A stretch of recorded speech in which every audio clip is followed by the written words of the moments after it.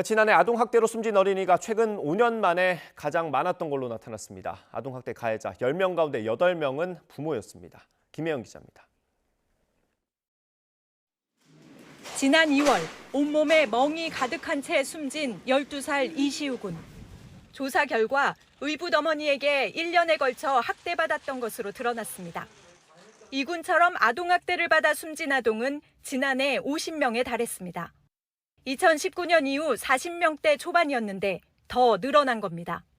세상에 나온 지 얼마 되지 않아 방임이나 괴롭힘을 당해 숨진 영유아가 30명으로 가장 많았습니다.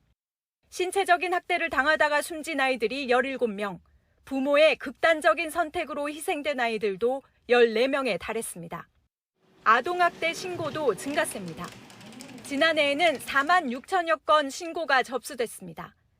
전년도보다는 줄었지만 당시에는 이른바 정인이 사건으로 신고가 급증했던 걸 고려하면 최근 5년 동안 증가세는 여전합니다. 또 신고 건수 가운데 60% 정도는 실제 학대로 판단돼 관리 대상이 됐습니다. 아이들을 학대하는 주범은 여전히 부모였습니다.